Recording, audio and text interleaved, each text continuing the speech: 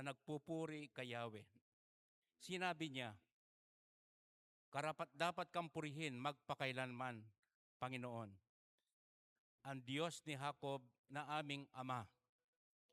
Sa iyo ang kadakilaan, ang kapangyarihan, ang karangalan, at ang pagtatagumpay, pagkat iyo ang lahat ng nasa langit at nasa lupa.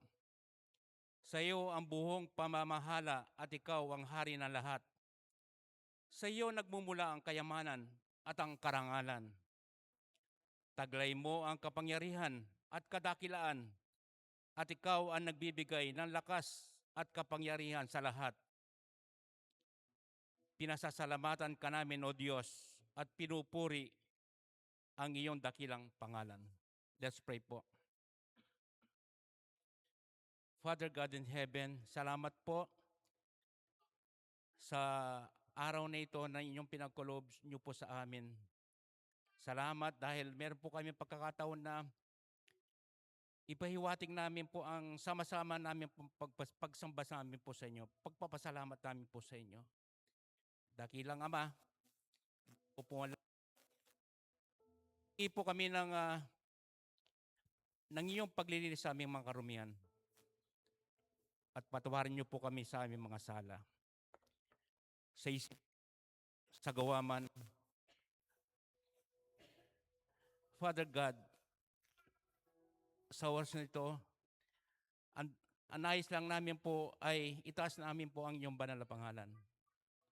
Hindi po lingid sa inyo na meron po kami kanya-kanyang concern sa buhay. Ang dalangin po namin ay isang tabi mo ang mga ito at ipagkatiwala po sa inyo nang kami ahayin ng pinakamataas na pagsamba po sa inyo nang walang balakid po, Lord.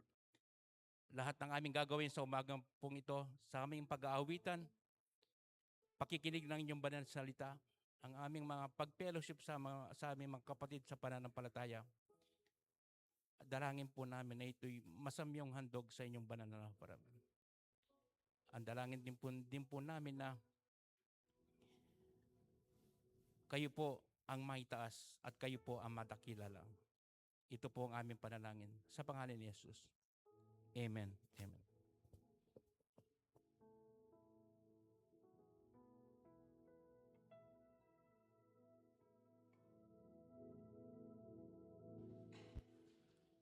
Sabi po sa unang Samuel, chapter 2, verse 2, si Yahweh lamang ang banal, wala siyang katulad, walang ibang tagapagtanggol liban sa ating Diyos.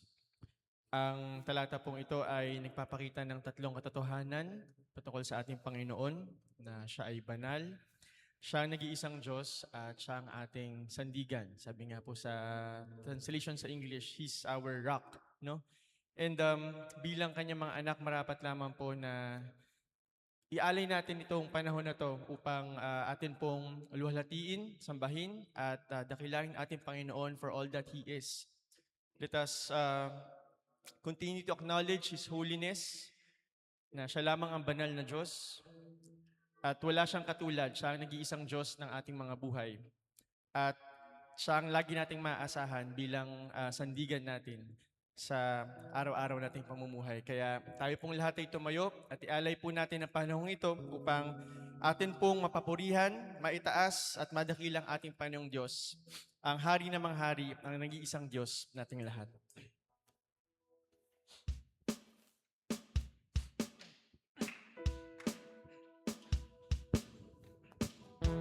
Ating awitan nating Diyos na sadyang walang kaparis at banal.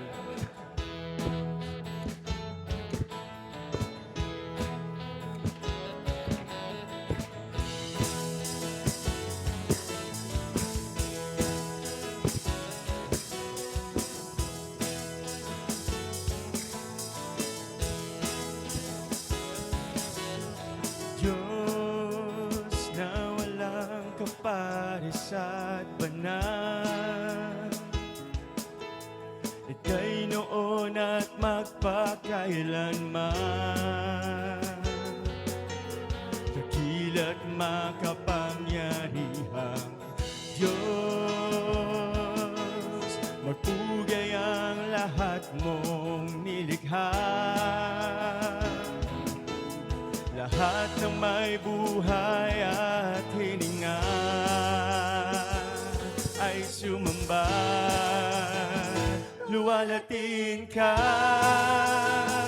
luwalhatiin ka sa kalawakan, sa kalangitan, maging sa lupa at karagatan. Luwalhatiin ka,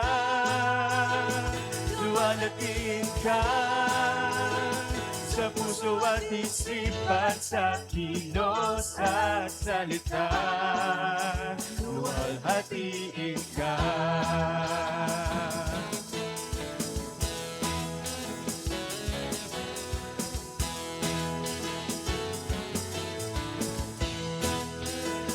O aming Diyos, na walang kapares at banal, Ika'y noon at magpakailanman, dakila't makapangyarihang Diyos. Magpugay ang lahat mong nilikha. Lahat ng may buhay at hininga ay sumamba. Luwalhatiin natin ating Panginoon. Luwalhatiin ka, Luwalhatiin ka sa kalawakan, sa kalangitan, maging sa lupa at karagatan. Luwalhatiin ka, luwalhatiin ka sa puso at isipan, sa kilos at salita. Isa pa, uwitin natin. Luwalhatiin ka, Panginoon. Luwalhatiin ka sa kalawakan, sa kalangitan, maging sa lupa at karagatan. Luwalhatiin ka, luwalhatiin ka sa puso at isipan, sa kilos at salita. Luwalhatiin ka.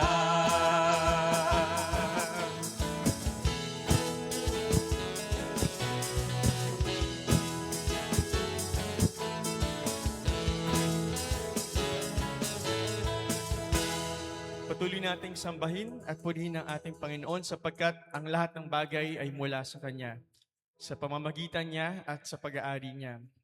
Sa Diyos ang karangalan magpakailanman. Amen at amen. Patuloy nating awitan ang ating Panginoon at ialay sa Kanya ang pinakamataas na papuri at pagsamba.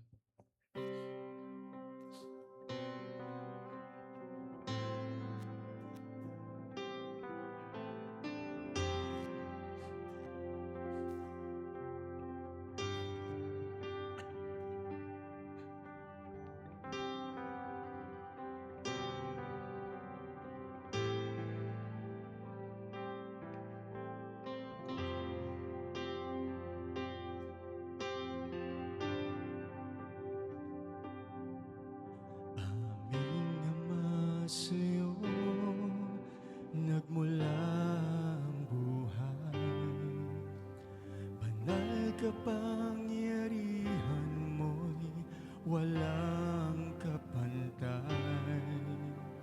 Kaganda ang loob mo'y di magwawakas, tapat kailanman, O Diyos, pag-ibig mo'y wagas. Sa'yo, Ama na Diyos namin manlilikha, sa'yo, Jesus, na Kordero at Salita,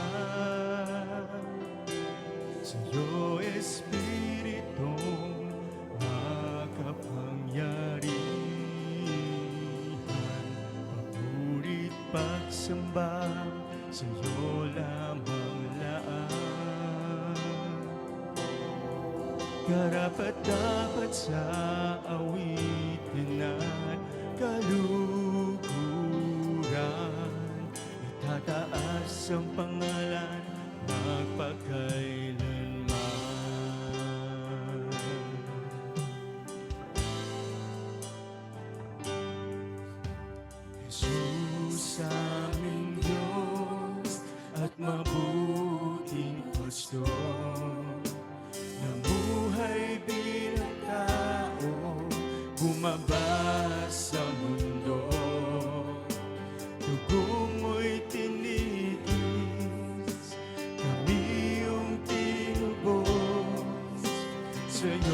kami may buhay, ang pag-asa ay lubos. Sa'yo lamang, Ama. Sa'yo, Ama, na Diyos namin manlilikha.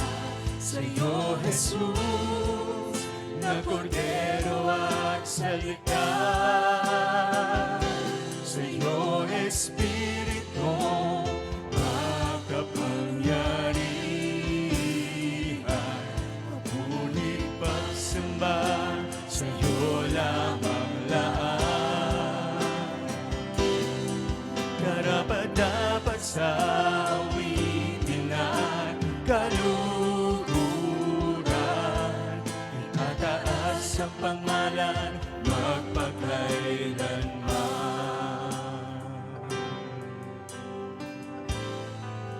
Salamat po, Diyos. Salamat po, Diyos, sa iyong presensya, sa tagapagtulong ang Espiritong Banal. Nananahan sa amin, nagbibigay lakas, magpapanatili sa aming hanggang wakas. Sa'yo, Ama, na Diyos namin manlilikha. Sa'yo, Jesus, Na Kordero at Salita.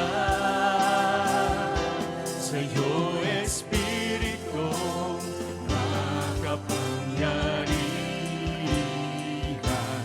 Papurit pagsamba, sa'yo lamang laan. Karapat-dapat sa awitin at kaluguran, itataas ang pangalan magpakailanman.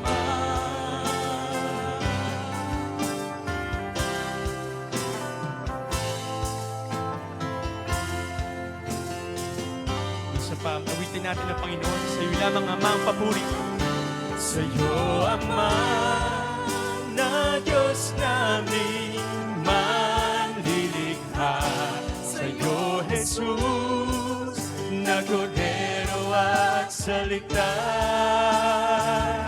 Sa iyo, Espiritu, makapangyarihan. Papurit pagsamba, sa iyo lamang laan. Karapat-dapat sa awitin at kaluguran, itataas ang pangalan magpakailanman. Itataas ang pangalan mo, Diyos, itataas ang pangalan magpakailanman. Itataas ang pangalan magpakailanman. papuri sa'yo, Ama, Anak at Espiritu, noon, ngayon, at magpakailanman. Patuloy namin inaalay ang aming mga awitin, Panginoon, ng papuri at pagsamba sa inyo. Nawa maging katanggap-tanggap ito, Lord God, sa inyong harapan. Patuloy ka naming pinapapurihan, inaawitan at sinasamba, Panginoon, sa inyong kadakilaan, sa inyong kabutihan at sa inyong katapatan, Panginoon, sa amin. Purihin ka, O Diyos, nawa patuloy na maitaas ang iyong dakila, Panginoon, sa inyong iglesia.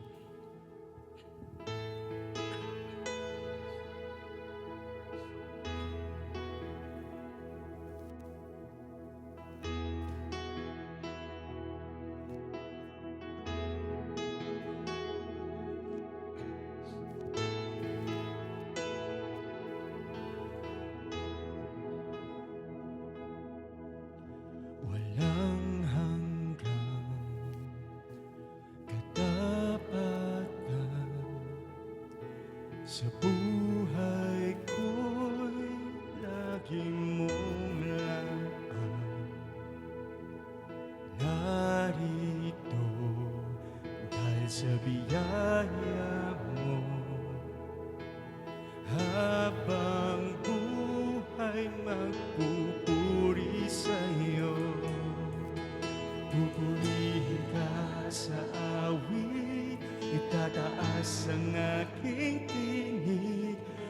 Itatangha sa buhay ko'y tanging Ikaw, O Diyos.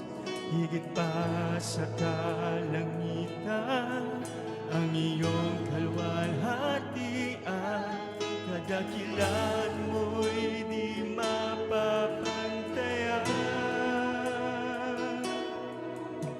Walang hanggang katapatan sa buhay ko'y lagi mong laan. Narito dahil sa biyaya mo, habang buhay pupurihin ka namin, aming Diyos. Pupurihin ka sa awit, itataas ang aking tingin, itatangha sa buhay ko'y tanging Ikaw, O Diyos. Higit pa sa kalangitan, ang iyong kalwalhatian, kadakilan mo'y di mapapantayan. Jesus, sa'yo ang kapurihan, kalwalhatian ngayon at magpakailanman. Sa iyong karangalan, Jesus, sa'yo ang karangalan, kapangyarihan ngayon at magpakailanman. Sa iyong kapurihan at kaluwalhatian, Jesus, sa'yo ang kapurihan, kaluwalhatian ngayon at magpakailanman. Sa iyong karangalan at kapangyarihan, Jesus, sa'yo ang karangalan, kapangyarihan ngayon at magpakailanman. Pupurihin ka sa awit, itataas ang aking tingin, itatangha sa buhay ko'y tanging Ikaw, O Diyos.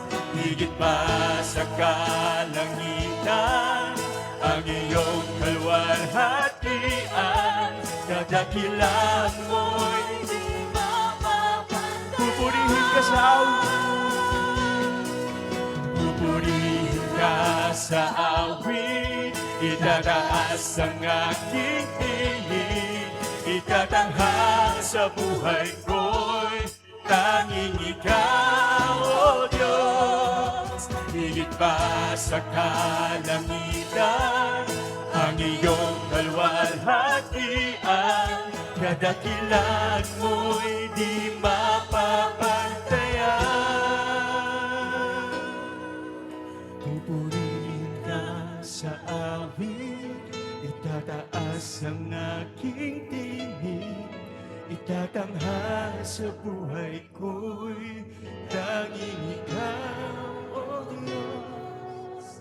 Higit pa sa kalangitan, ang iyong kalwalhatian, kadakilan mo'y di mapapantayan.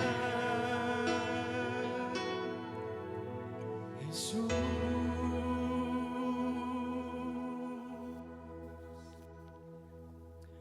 Tunay nga na walang makakapantay, Panginoon, sa inyong kadakilaan at sa inyong kapangyarihan. Kaya nararapat lamang po na ang lahat ng inyong mga anak, lahat ng inyong mga nalikha ay sumamba sa inyo lamang, manampalataya, Panginoon, at magpuri, Panginoon, sa inyong tanging dakilang pangalan. Muli inaalay po namin ang lahat ng aming mga papuri at pagsamba, ang aming pag-aawitan, Lord God, nawa ay naging katanggap-tanggap, Panginoon, sa inyong harapan. And may the rest of this morning, Panginoon, give honor and glory to your name. Habang kami po ay mag-aaral ng inyong salita, habang kami po ay mag-aalay ng aming mga kaloob, Lord God, nawa po kayo ay patuloy na maitaas at mapapurihan, Lord God, sa lahat ng aming gagawin. Muli ang lahat ng ito ay inaalay namin sa matamis sa pangalan ni Jesus na aming Panginoon at tagapagligtas. Amen at amen. Palakpakan po natin ang ating Panginoong Diyos.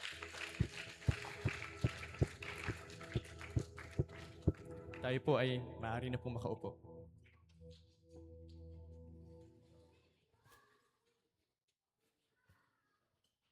Tinatawagin nating mga kids na pumunta sa harapan.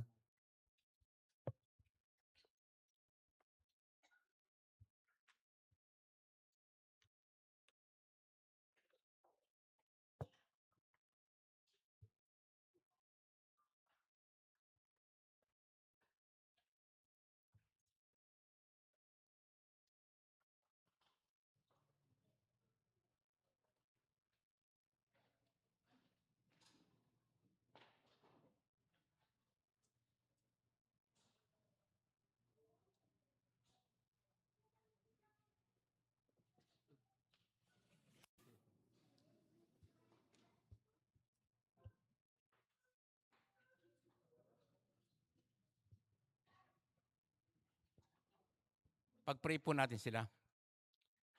Father God in heaven, salamat po Lord sa mga batang ito na sa aming harapan. Dakilang Ama, naway lumaki po sila na may malalim na pananampalataya po sa inyo. Sa mura nilang edad ay makilala nila po kayo kung sino po kayo sa aming mga buhay.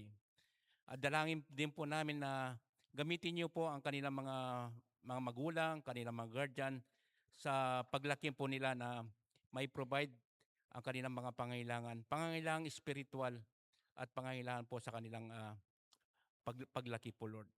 At dalangin din po namin na samahan niyo po ang mga teachers sa Sunday School na bigyan niyo po sila ng pananampalataya na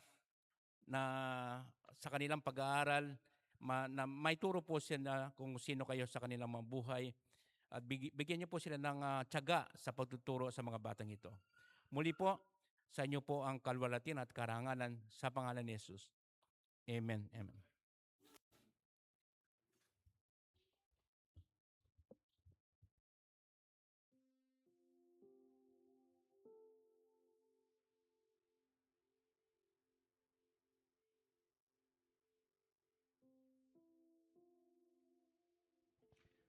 Dadako naman po tayo sa ating mga prayer concerns na ipagkawala natin sa ating Panginoon. Po, continuous praying for our pastors, elders, Bible study teams, our fellow missionaries, and to all our brother and sister in Christ for giving us wisdom and commitment to follow His wills. Number 2 po, include to pray our APOP community's family on biblical and purposive for all the activities concerned. At pangatlo po, patuloy po natin pag-pray ang ating mahal na bansang Pilipinas in recovering our national economy and unity resolved on political issues. Sige po, mag-pray po tayo.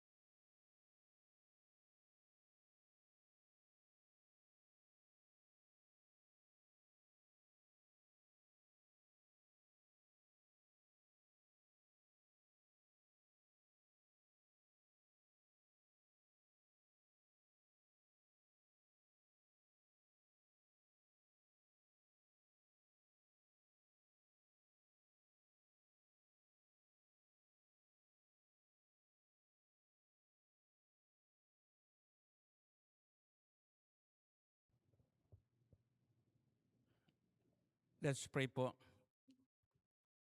Aming Ama, narinig niyo po ang aming mga daing po sa inyo, ang mga special concerns po namin. Pero Father God, kayo po ang masusunod. Kayo po ang nakakaalam ng ikabubuti po namin. At kayo po ang namamahal po sa amin. Alam po namin na hindi niyo pababayaan ang inyong mga anak, lalong higit po ang inyong mga tinubos. Father God, salamat po dahil po, meron po kaming Ama na malalapitan sa mga bagay na nais namin pong ilapit namin po sa inyo. Ama, muli po, sa inyo po ang kalwalhatian at karangalan sa pangalan ni Jesus. Amen at amen.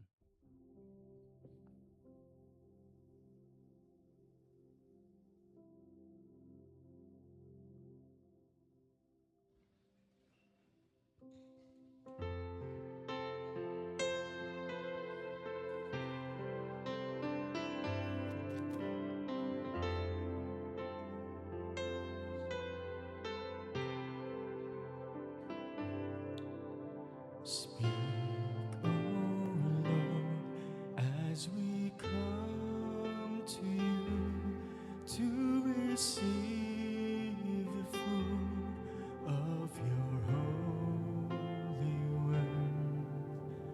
Take your truth planted deep in us, shape and fashion us in your likeness, that the light of Christ might be seen today in our acts of love and our deeds of faith. Speak, O Lord, and fulfill in us all your purposes for your glory.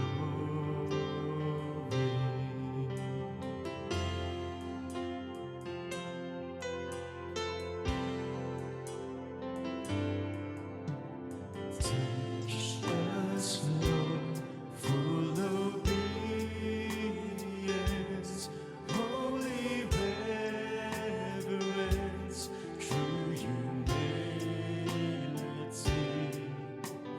Test our thoughts and our attitudes in the radiance of your purity. Cause our faith to rise, cause our eyes to see your majestic love and authority. Words of power that can never fail, let their truth prevail over unbelief.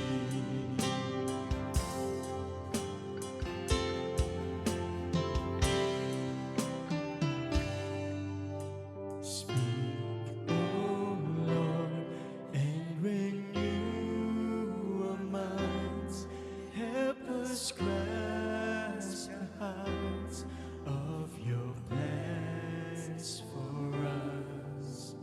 Truths unchanged from the dawn of time that will echo down through eternity, and by grace will stand on your promises, and by faith will walk as you walk with us. Speak, O Lord, till your church is built and the earth is filled with your glory.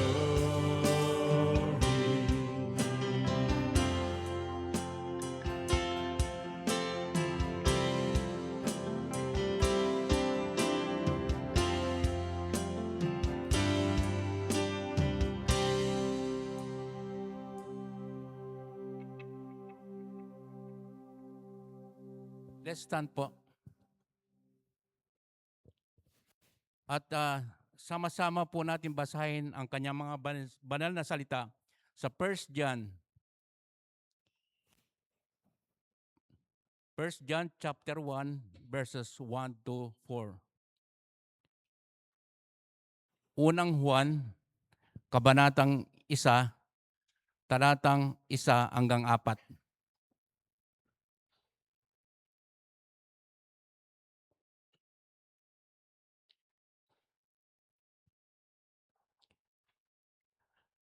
Sumusulat kami sa inyo tungkol sa Kanya na sa simula pa'y siya na. Ang salita na nagbibigay buhay. Narinig namin siya at nakita, napagmasdan at nahipo ng aming mga kamay. Nahayag ang buhay. Nakita namin siya at pinatotohanan sa inyo. At ipinangangaral namin sa inyo ang buhay na walang hanggan na kasama ng Ama at nahayag sa amin. Ipinahahayag nga namin sa inyo ang aming nakita at narinig upang makasama namin kayo sa pakikiisa sa Ama at sa Kanyang anak na si Jesucristo. Sinusulat namin ito upang malubos ang ating kagalakan. Papuri po sa mga banal na salita ng ating Panginoon. Pwede na po tayo makaupo.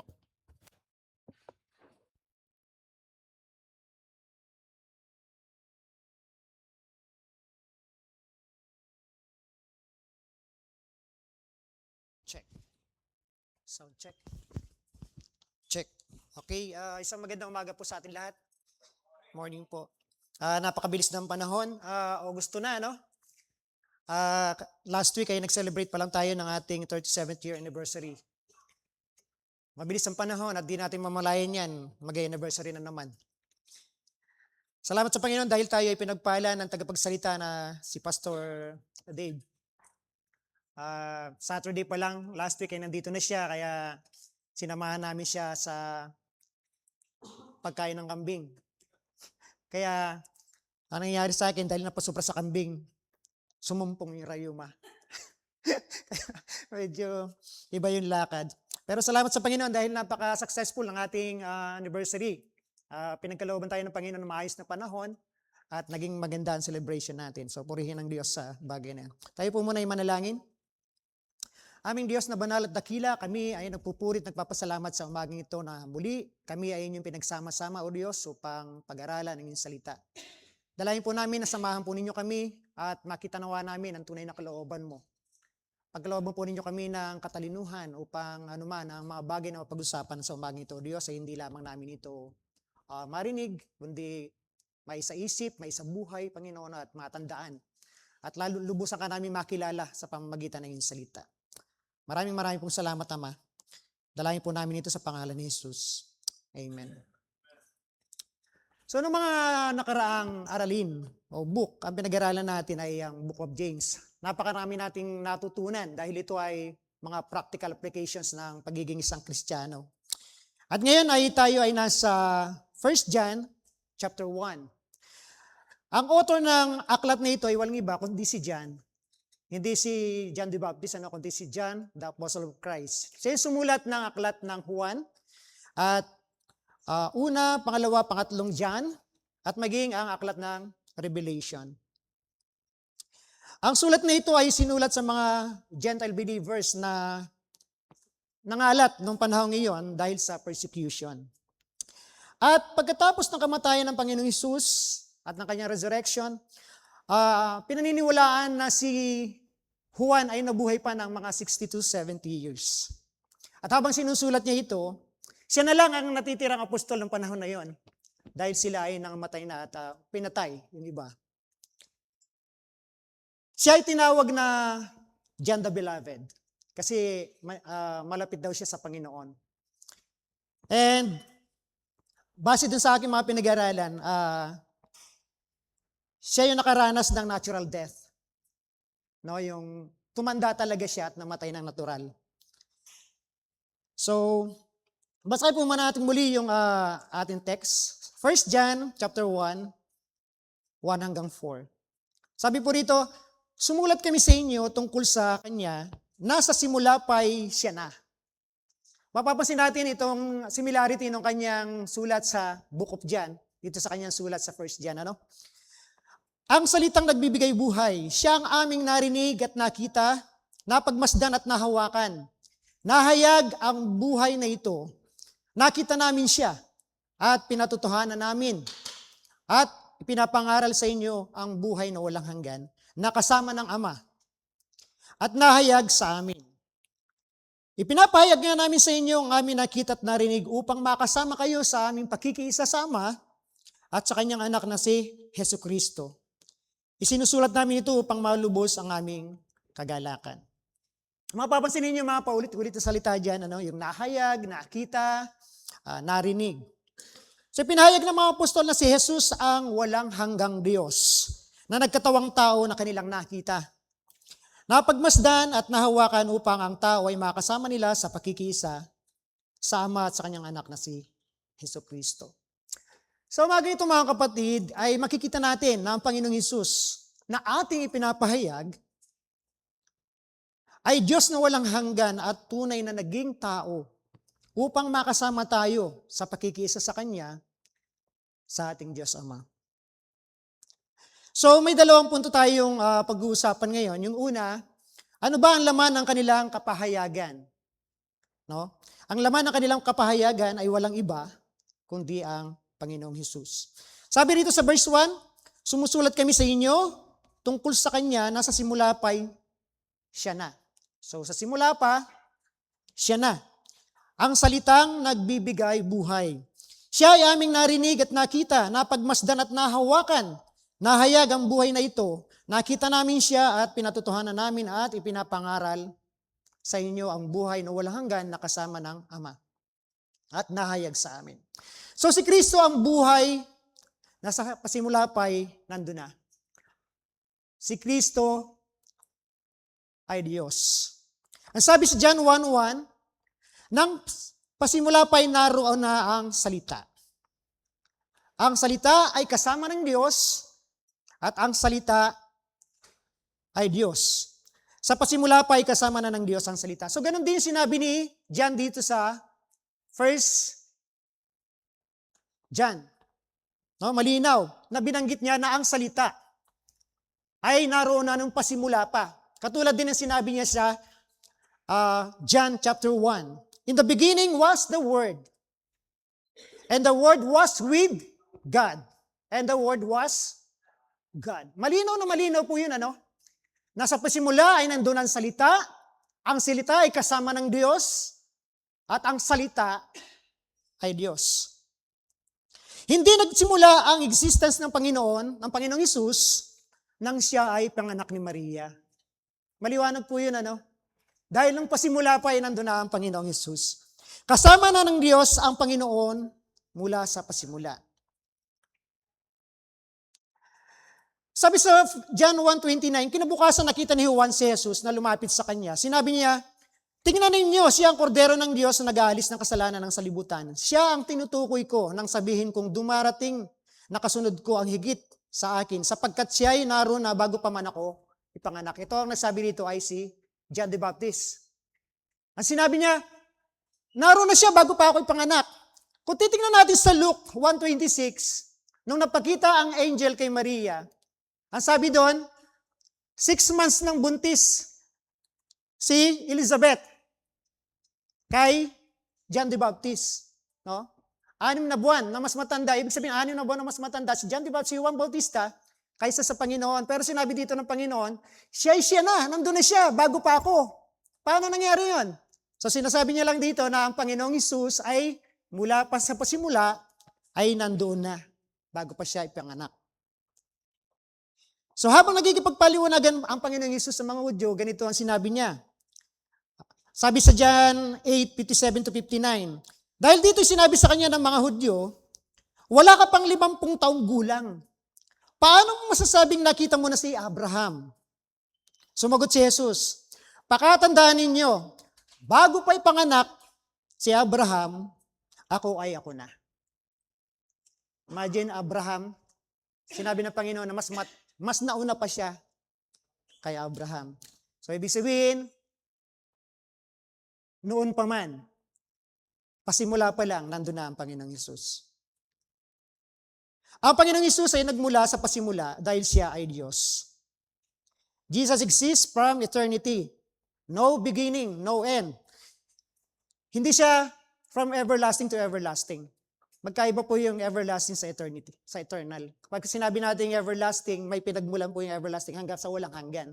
Ang Panginoon ay nagmula sa walang hanggan hanggang sa walang hanggan. Wala siyang pinagmulan. So maliwanag po na ang Panginoong Diyos ay mula pa sa simula, nandun na siya. Si Kristo ang buhay.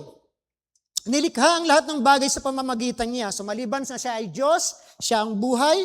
Nilikha ang lahat ng bagay sa pamamagitan niya. Sabi sa verse 1:3, at walang anumang nilikha ng hindi sa pamamagitan niya. Nasa Kanya ang buhay.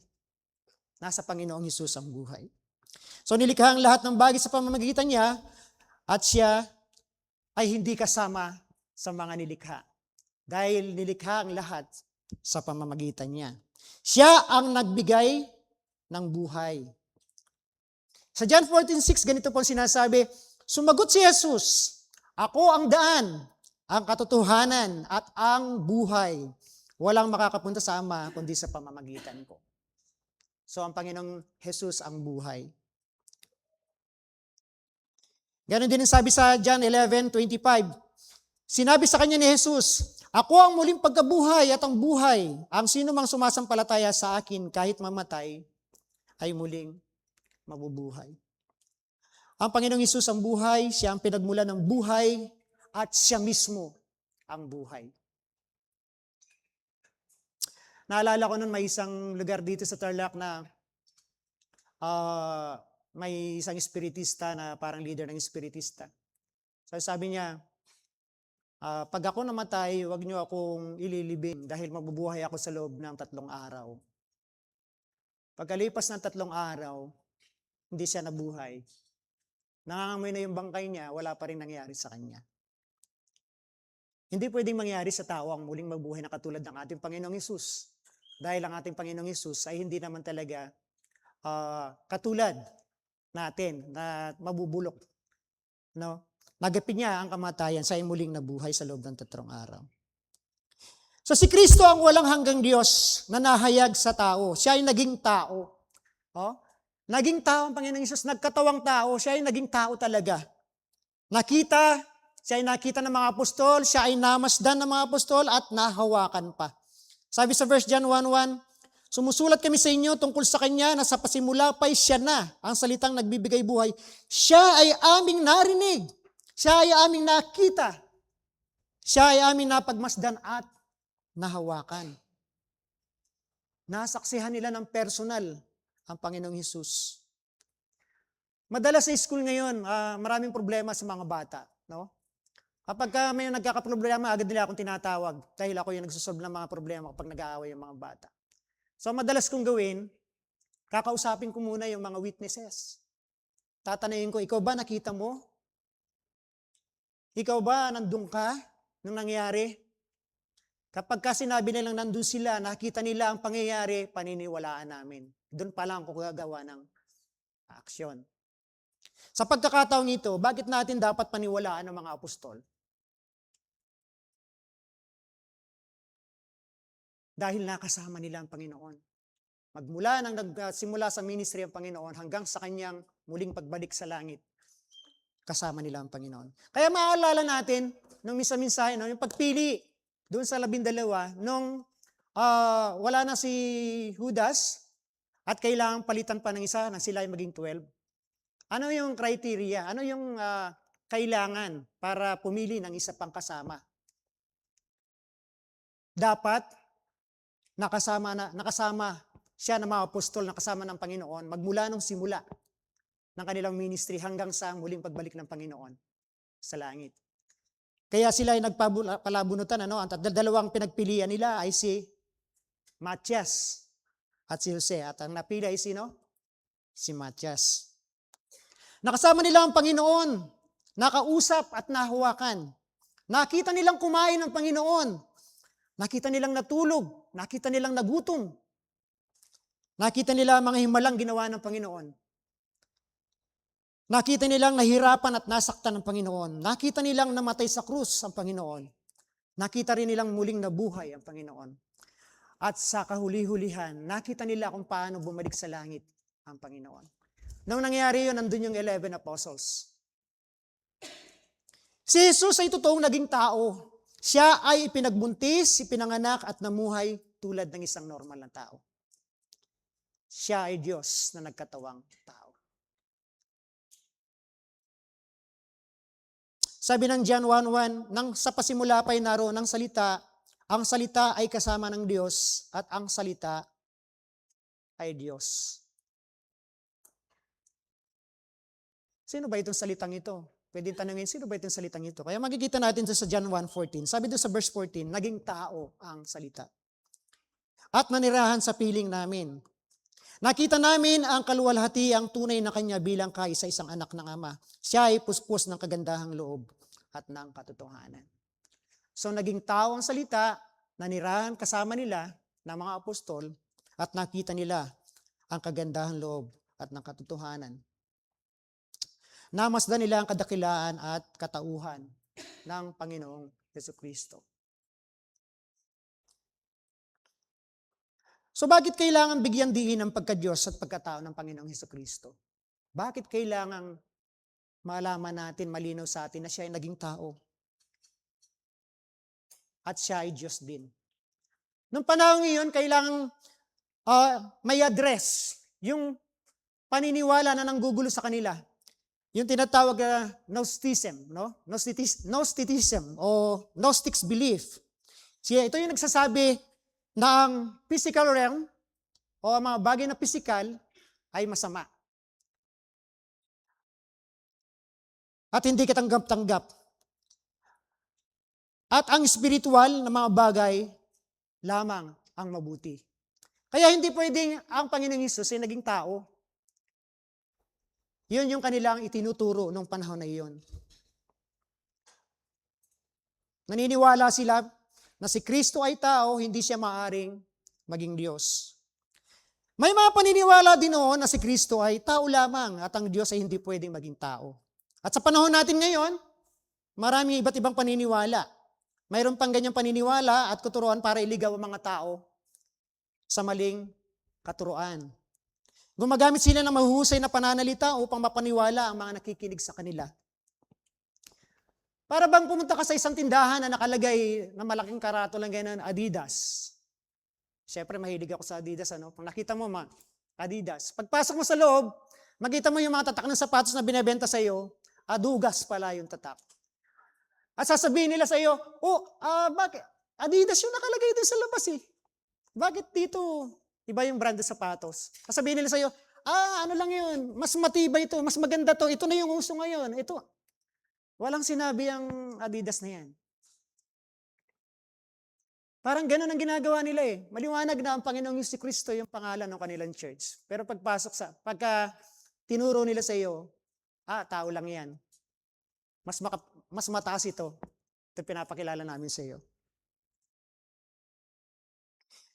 Kahapon lang nabasa ko yung isang post ng isang INC, sabi niya, ang laki talaga ng problema ng mga kumikilalang Diyos si Kristo. Dagat-dagatang apoy talaga naghihintay sa kanila. Imagine mo yan, nalakas ng loob nila sa sabihin yun, samantalang hindi nila pinaniniwalaan ng Panginoon Jesus. Ganyan katindi ang pagka-brainwash sa kanila. Sila ay lubusang nabulag sa katotohanan dahil hindi nila nababasa ang katotohanan ng salita ng Diyos. Sabi sa John 3:18, hindi hinahatulan ng parusa ang sumasampalataya sa anak. Ngunit hinahatulan na ang hindi sumasampalataya sapagkat hindi siya sumasampalataya sa kaisa-isang anak ng Diyos. Napakaliwanag Yung mga hindi sumasampalataya sa anak ng Diyos ay nahatulan na. At sino yung mga yon? Ito yung mga tao na hindi naniniwala na ang Panginoong Hesus ay Diyos na nagkatawang tao. John 3:36 ang sabi po rito sa NIV, whoever believes in the Son has eternal life. But whoever rejects the Son, kung sino nagre-reject sa Son, will not see life, for God's wrath remain on them. ang sino mang nagre-reject sa pagka-Diyos ng Panginoong Hesus, ay hindi makakaranas ng buhay na walang hanggan. So kabaliktaran yung sinasabi nila. Dalawang bagay ang pwede nilang gawin upang dayain ng tao sa kanilang katuruan. Una, gumawa sila ng sarili nilang version ng Bible. Maraming gano'n, ano? Gumawa sila ng sarili nilang version ng Bible at yun yung tinuturo nila. Pangalawa, pagbabawalan nila yung kanilang mga miyembro na magbukas ng Biblia para hindi makita yung katotohanan na sinasabi ng Bible. Ang taong nagpapahayag na si Kristo ay nagkatawang tao ay sa Diyos, ang sabi ng Bible. Sabi ng 1 John 4:1-3, mga minamahal, huwag ninyong paniwalaan ang bawat nagsasabing nasa kanilang espiritu. Sa halip, subukin ninyo sila upang malaman kung talagang mula sa Diyos ang espiritong nasa kanila. Sapagkat marami ng huwad na propeta sa mundong ito. Ito ang palatandaan na ang espiritu ng Diyos nga ang nasa kanila. Kung ipinapahayag nila na si Jesus ay dumating bilang tao. Kung hindi gayon ang kanilang pinapahayag tungkol kay Jesus, hindi mula sa Diyos ang espiritong nasa kanila. Ang espiritu ng kaaway ni Kristo ang nasa kanila. Narinig na ninyong ito'y darating at ngayon nasa sanlibutan na. Kung hindi po tayo magiging maingat at kung hindi natin pag-aaralan ang salita ng Panginoon, maaaring maligaw tayo sa katuroan ng mga ito. Ang taong nagpapahayag na si Kristo ay nagkatawang tao ay sa Diyos. Ang pananampalatayang Kristiyano ay nagtuturo na si Kristo ay Diyos na nariyan na sa simula't simula pa. Siya ay nagkatawang tao. Siya ay totoong naging tao. Mahalaga sa ating mga mananampalataya ang katotohanan na si Kristo ay Diyos at tao din. Tandaan po natin na hindi binitawan ni Kristo ang pagiging Diyos nung siya ay nagkatawang tao. Nung nagkatawang tao siya, nandun pa rin yung kanyang pagka-Diyos. Mapapansin natin na may mga himala pa rin siyang ginawa. May mga miracles siyang ginawa.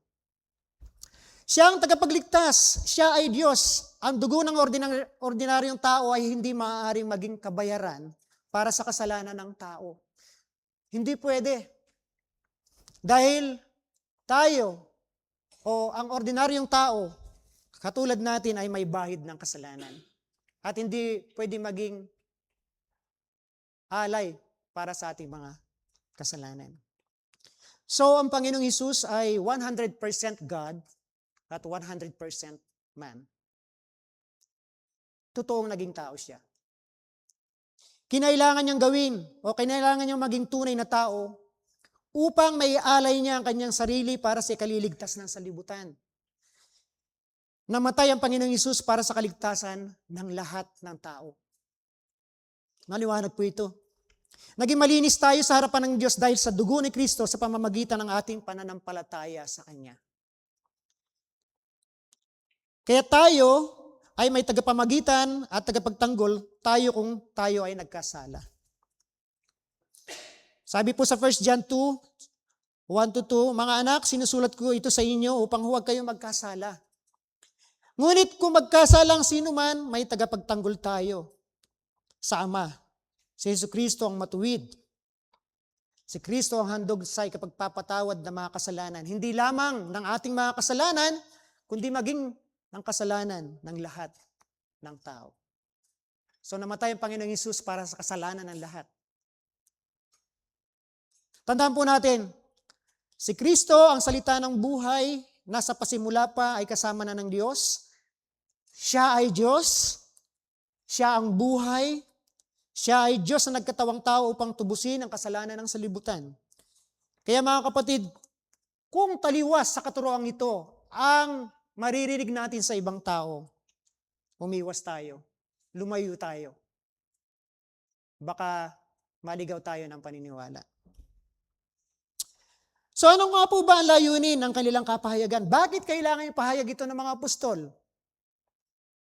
Ano ang kanilang layunin? Ito ay ang pagkakaroon ng pakikiisa, ng fellowship, at malubos ang kanilang kagalakan. So ito yung dalawang point po natin. Layunin ng kanilang kapahayagan ay pakikiisa at lubos na kagalakan.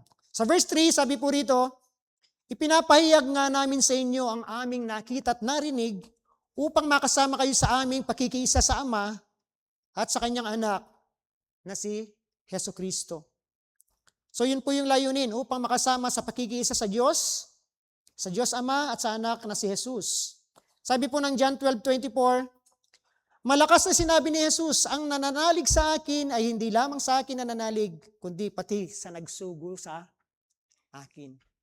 Pati sa Ama. Sa Mateo 10:40 po, ganito rin sinasabi, pakatandaan ninyo, ang tumatanggap sa sinugo ko ay tumatanggap sa akin.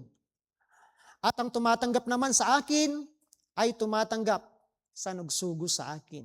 Parang ito yung chain of reception, ano? So, yung messenger, kung sino man ang nagpapahayag ng patungkol sa Panginoong Hesus, kung sino ang tumanggap sa kanya, sabi ng Panginoong Hesus, ay tumatanggap sa akin. At kung sino man ang tumatanggap sa akin, ay tumatanggap sa Diyos Ama na nagsugo sa akin.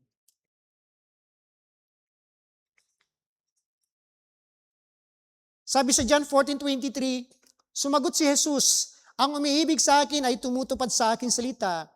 Iibigin siya ng aking Ama at kami pupunta at mananahan sa Kanya. So ang iglesia ay binubuo ng mga taong nakiisa sa Diyos Ama at sa Kanyang anak na si Jesus. Ang pangunahing layunin natin ininihayag ang Panginoong Hesus ay upang muli nating maiugnay itong mga taong ito na nawalang kaugnayan sa Panginoon dahil sa kasalanan. Ang pangunahing layunin natin ay para naiuli natin sila sa pakikisa sa ating Panginoong Hesus at sa ating Diyos Ama. Hindi lamang para maisama natin sila sa ating kongregasyon, kundi makonect muli yung relationship na nasira ng kasalanan nung una pa man. Kaya mga kapatid, bilang mga mananampalataya, ipahayag po natin kung sino talaga ang Panginoong Hesus. Bilang Diyos na walang hanggan, naging tunay na tao o nagkatawang tao. At mahalagang tandaan natin yung mga talata sa Biblia na nagpapatunay na ang Panginoong Hesus ay Diyos. At ipaliwanag natin kung bakit siya nagkatawang tao. And then sikapin nating mailapit ang mga tao sa pakikisa sa ating Diyos. And finally, patuloy po nating ipahayag ang mabuting balita. At tayo umasa na sa pamamagitan nito ay tumalima ang sino mang makakarinig at manampalataya sa ating Panginoon upang maranasan nila ang tunay na kagalakan na nagmumula sa ating Panginoon. Tayo po ay manalangin. Aming Diyos na banal at makapangyarihan, kami ay nagpapasalamat, Panginoon, dahil sa iyong salita, kayo ang Diyos na nagbibigay buhay, kayo ang Diyos na walang kapantay, kayo ang Diyos na makapangyarihan, at kayo ang Diyos na noon pa man, Panginoon, ay nandun na. Kayo ang Diyos na walang pinagmulan. Kayo ang Diyos na lumikha ng lahat, Panginoon. Kaya dakilang Diyos, kami nagpapasalamat dahil binigyan niyo po ninyo kami ng kaliwanagan upang makilala namin kung sino ka nga. Tulungan po ninyo kami, Panginoon, na ang inyong salita, O Diyos, ay lubusang magbigay ng kaliwanagan sa amin. At ito, O Diyos, ang magiging daan upang kami ay hindi maligaw ng anumang mga maling katuruan patungkol sa inyo. Maraming pong salamat sa inyong salita. Pinupuri ka namin din at dakila ka namin. Ang lahat ng ito ay dalangin namin sa pangalan ni Jesus. Amen.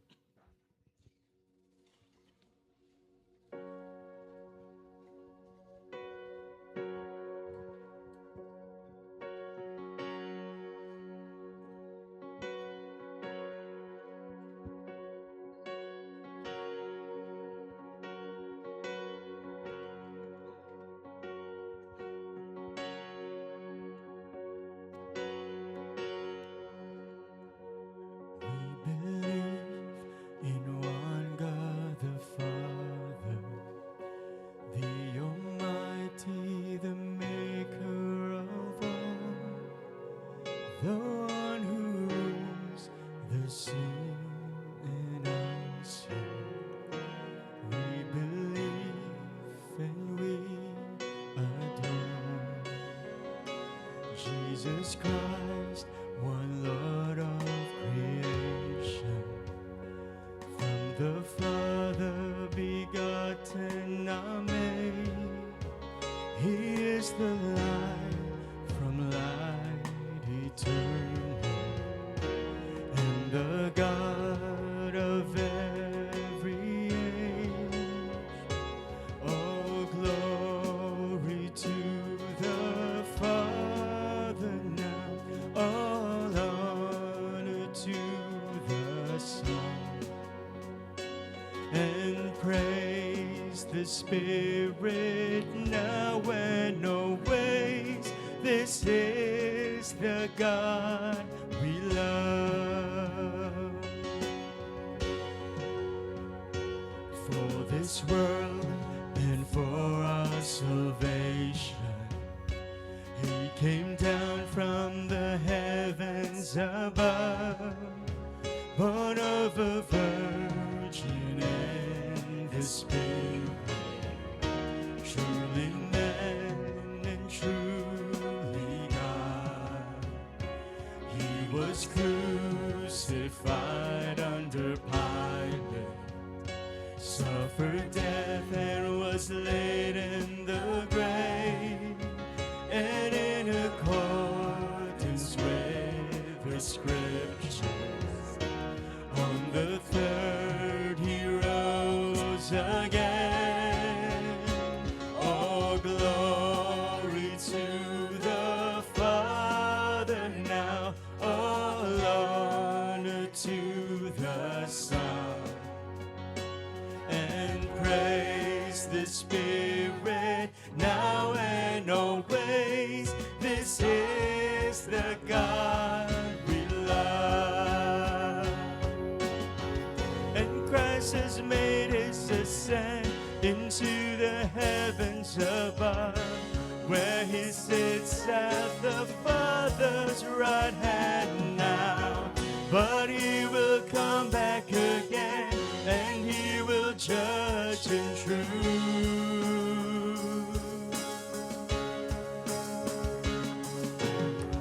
The Holy Spirit has come, voice of the prophets of God, said to us He has given us new life, forgiven now and baptized, one only church we rise, we rise. Oh, glory to the Father now, all honor to the Son, and praise the Spirit now and always. This is the God we love. All glory to the Father now, all honor to the Son, and praise the Spirit now and always. This is the God we love. This is the God we love. Now we wait to be resurrected, and we look for the world without end. This is our creed of faith forever. This is the God we love. This is the God we love.